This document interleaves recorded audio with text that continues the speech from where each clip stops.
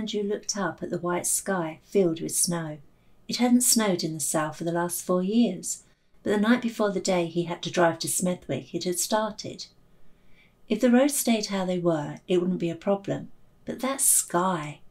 He took a puff from his cigarette and waved to Brian, who was busily scraping the first layer from his path. Brian didn't have to drive anywhere. He was staying at home with his family for Christmas. No duties for him. No having to listen to the same old stories about how his mother had stayed in Chislehurst Caves as a baby, evidently the reason for her lifelong weak chest, and how kids nowadays didn't appreciate what they have at the cost of generations before them. No looking at the same old photographs of his grandfather, a man he never knew, who had apparently died on the very last day of the war. No having to appear interested. Brian's wife Maddie came out and, kissing her husband on the cheek, also waved to Andrew. She was a good-looking woman, always smiling and laughing. Her joy brought warmth out into the cold. Andrew could hear the song Silver Bells playing from their living room. There was no sound of their kids fighting. They were most likely wrapping gifts and singing carols. Alison staggered out of the front door, struggling with a fat suitcase with another equally bursting bag hanging from her shoulder. "Give us a hand," she summoned to Andrew. "I can't believe you're stood out here smoking when I'm struggling in there to get everything ready for your mothers." Andrew dropped the cigarette butt into the snow. "We're only going for 2 days. Why do you need all this luggage?" "It is Christmas, Andrew. I want to be able to have a change of clothes while we're there. The kids will need a few outfits too." "Is that everything?" "No, I told you. The kids need clothes too. Their bags are in the kitchen." Andrew opened the boot of the Vauxhall. There wasn't much room, so he reluctantly took out his fishing bag. Bea and Barrett were arguing in the kitchen, siblings who seemed to hate one another. Bea, the elder of the two, was holding Barrett's mobile in the air so he couldn't quite reach it. "Give me it," he demanded, standing on tiptoe. "Barrett wants to text his little loser mates." "Ah, diddums," Bea teased. "Give him his phone back," Andrew told her, "and help with these bags." "You always take his side," Bea whined. "He's being a dick, but still you take his side. Watch your language, and you're the one who I can see teasing. Now give him his phone back and bring your bag to the car." Surprisingly, Bea did as she was told, poking her tongue out at her brother as she shoved the phone back into his hand.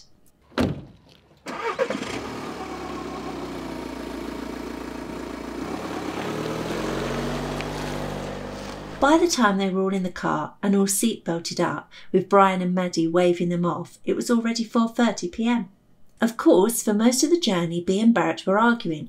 At one point, Barrett decided he wasn't going to breathe until Bea apologised, their mother becoming frantic as the boy's usual ruddy complexion started to look drained and insipid.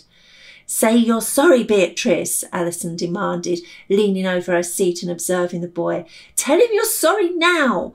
"No, I won't. Let him die," Bea snapped back as she unplaited her long brown hair and watched the cars go by her window. "Breathe," Alison shouted. "Andrew, tell him to breathe."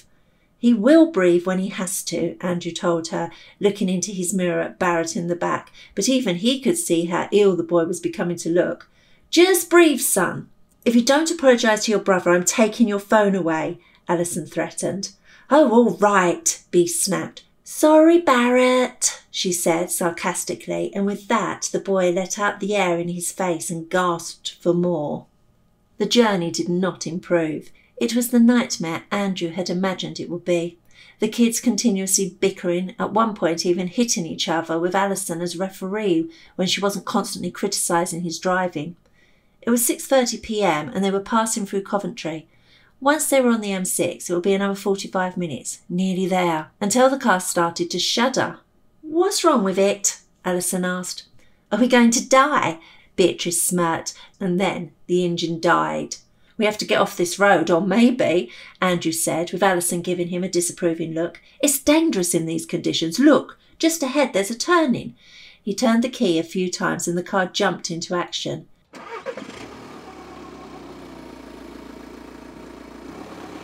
He managed to get the car off the main road, and they drove for a few hundred yards, with the car shuddering until it abruptly stopped.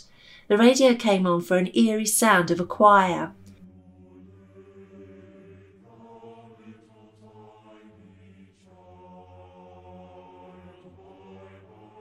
"What the hell is that?" Andrew said, looking at Alison. "What's your language, Dad?" Beatrice said, looking at the screen of her mobile. "I can't get a signal on my phone," she told them. "Neither can I," Barrett said, looking equally alarmed. "Why would you want a signal?" Beatrice said, looking at her brother with disgust. "Stop pretending you have a social life, nerd." "I'm warning you, I will hold my breath," Barrett screamed. "Stop it, the pair of you," Alison shouted. "Let your father and I have 2 minutes to think."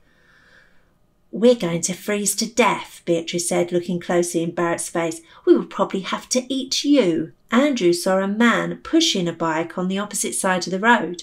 He was wearing a dark navy postman uniform with a peaked hat.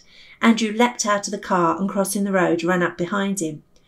"You startled me, Squire," the postman said, steadying himself against the bike. "Sorry," Andrew started. I don't suppose you can help us." "What seems to be the problem?" the postman asked. "My car's broke down, my family are in it, and we're all cold," he told him. "If it's petrol you want, sir, you'll have no luck here. There's a shortage, you know." "We can't get a signal, so wondered if there was anywhere we could call the AA from." "A signal?" He scratched his head.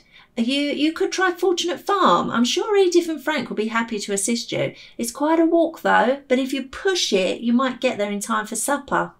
"Thanks," Andrew said, and headed back to his car.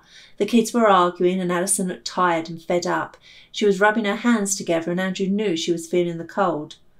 "The postman said there's a farm not far from here. They have a phone, so we can call for help," he told her.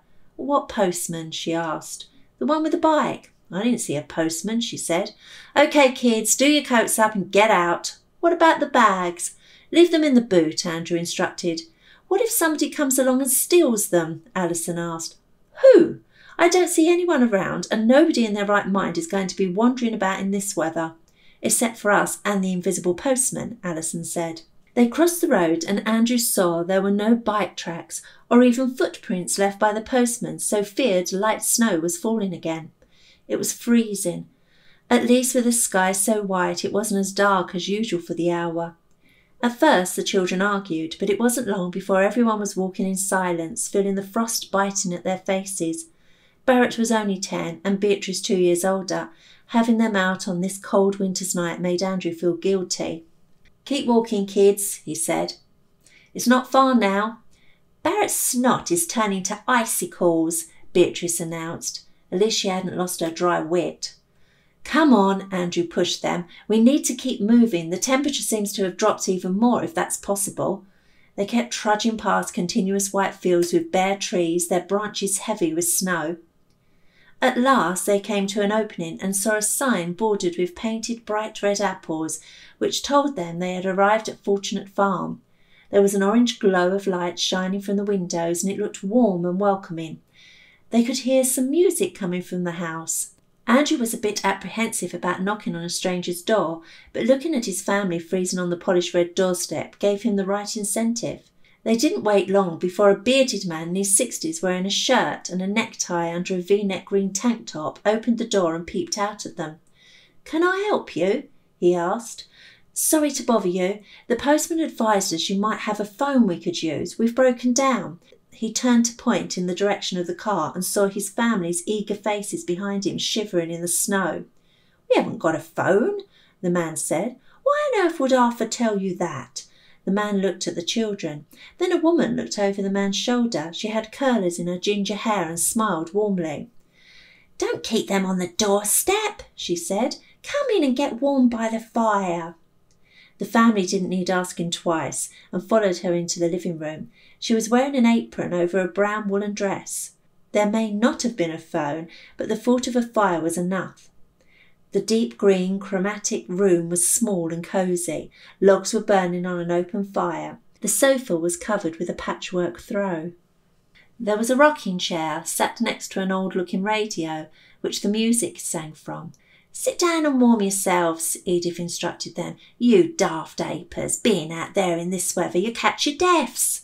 The man came in and hit a pipe on the fire grate, emptying it into the flames and then filling it again with dried tobacco he took from a packet on the hearth.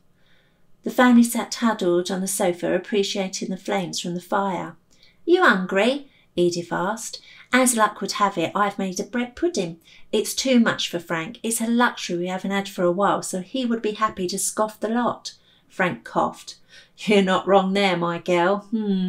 I suppose I could let these little rascals have some, he said, looking at the children and winking. Then he turned to Andrew. I think you might be stuck here for the night.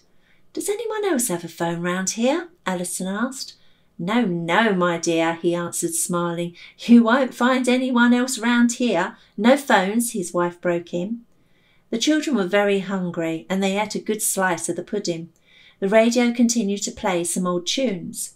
Beatrice glanced at a small Christmas tree in the corner. An angel that looked like a little doll with handmade glittery wings was perched on the top.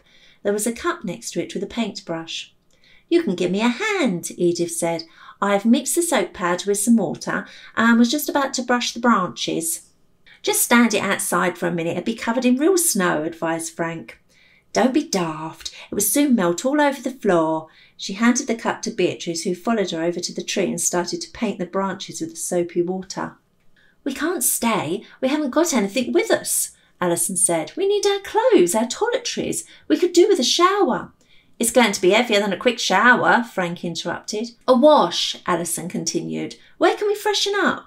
Oh, I see, said Edith. Frank wouldn't mind filling the tub up by the fire. She noticed a look of doubt followed by horror on Alison's face. Don't worry, we'll all go in the kitchen, or you can use the kitchen sink. No, it's okay. Alison dismissed the absurd idea. I'm fine. I need the bathroom, Barrett chimed in. I'm desperate. Come on, son, Frank instructed him. I'll take you out to it. It's dark now. Don't want you to slip. He led the child out of the room, and Alison's eyes instructed Andrew to go with them. The lavatory was outside in its own brick outhouse. Andrew took the opportunity to light a cigarette. Frank asked him what his plans were for the evening before the car broke down, and Andrew told him about his mother and how they had planned to spend Christmas with her. Edith called out to Frank, so he left Andrew alone, waiting for Barrett.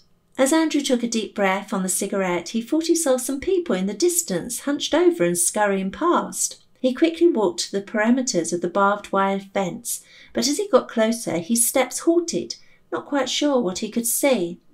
A man and a woman who were looking at the ground, watching their steps in the snow, looked up at him, and their faces were damaged. The woman didn't have a nose, and half of the side of the man's face was totally missing.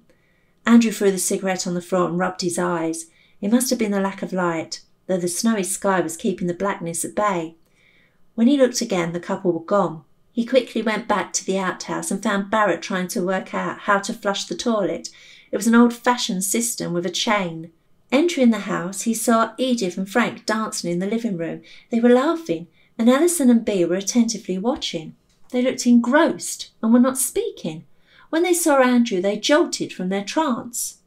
The darkness outside seemed to highlight the orange glow in the room. The ambience was warm and friendly. Even the children seemed happy, the lighting affecting their complexions so their cheeks and lips were bright red.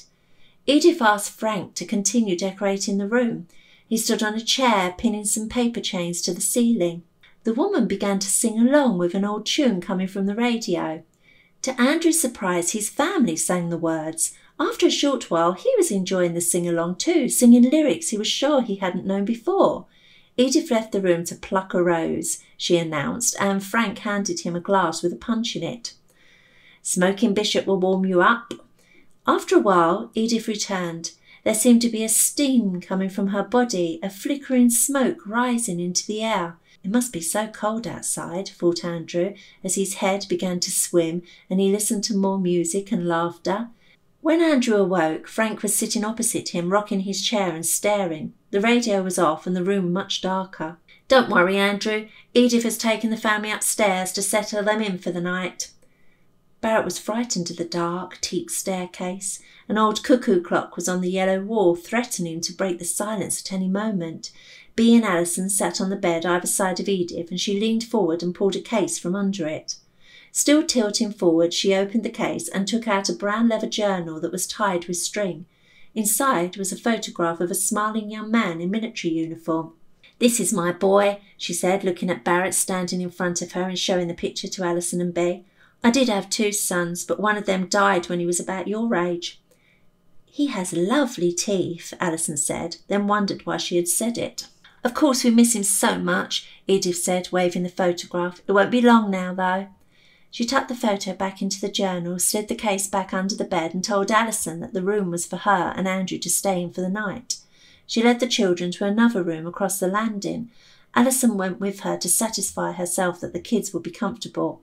The bare floorboards creaked, irritated by the stranger's steps. It was a lighter room, with 2 single beds made up neatly, with sheets folded back over thick brown blankets. There was a walnut wardrobe with seemingly sketched faces looking out of the curves and shapes in the wood grain. A poster of a pin-up girl wearing a sailor's hat and matching blue dress was pinned on the wall near the window. I need to clean my teeth, Beatrice said, but we don't have our toothbrushes. It won't do you any harm leaving them just this once, Alison told her, and Beatrice looked put out. You can clean them in the kitchen, Edith continued. I've got some baking powder you can use. You can just dip your finger in. No, thank you, Beatrice replied, pulling the blankets back. The children got into the beds with their mother's instruction to keep their clothes on, as it was far too cold not to. Edith leant over Barrett and whispered, Good night. Don't let the bedbugs bite. It wasn't long before Andrew joined Alison. The bed was so cold it felt wet, though he warmed up as he nestled alongside her. What are we doing here? She whispered. Something is very strange. I know. We'll leave as soon as it's light. They lay awake, waiting for the hours to tick away. Soon tiredness took Alison away to a heavy yet disturbed slumber, leaving Andrew alone staring up at the ceiling. His eyes eventually became heavy and dropped. After just a few seconds he woke up and was shocked to see he was looking up at a night sky. He was still in bed, but the ceiling was gone. He could see the stars. The air was cold and he could smell fire. You're asleep, he told himself. It's just a dream. Barrett was sure he heard a voice whispering in his ear. He lay still and listened.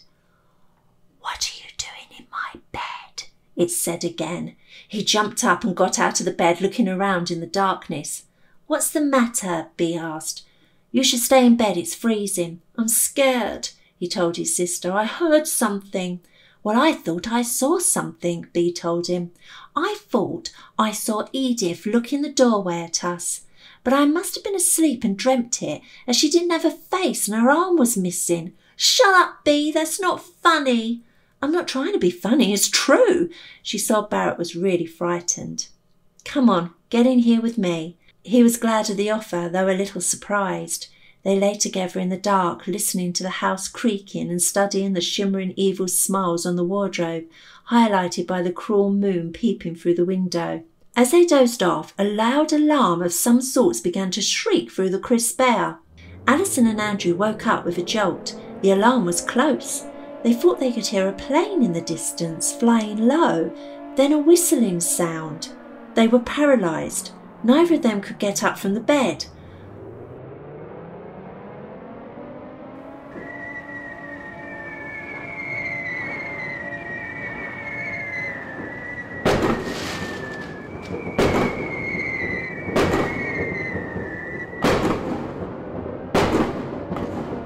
What is that? Alison asked him.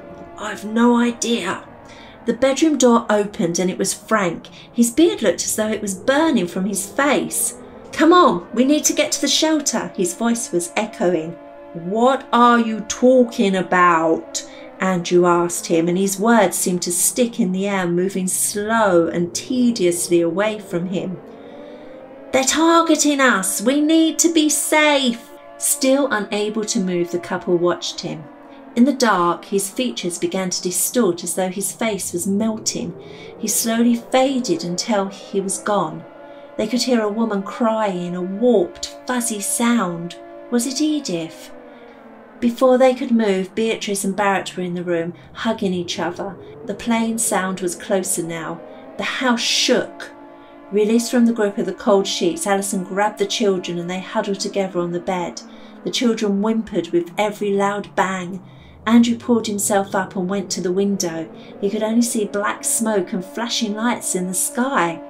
Was it just a really bad storm?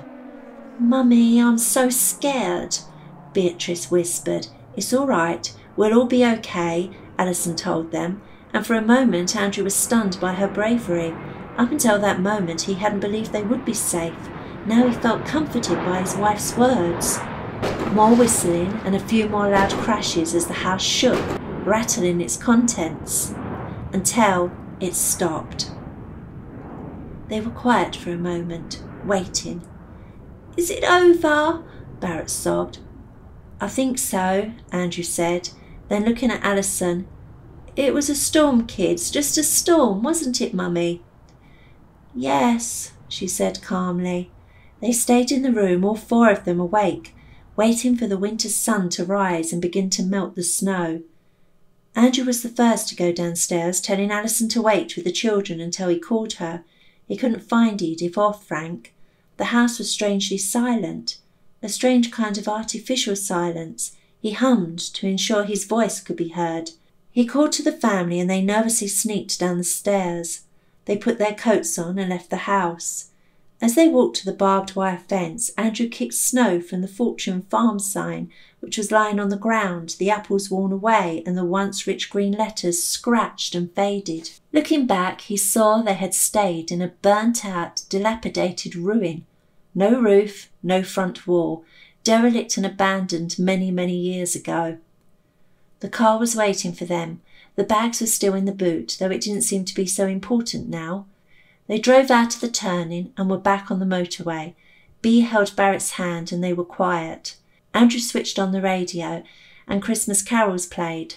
"I hope Nan shows us the old photographs again," Bea said. "Yes, so do I," Andrew agreed, and he drove his family to Smethwick.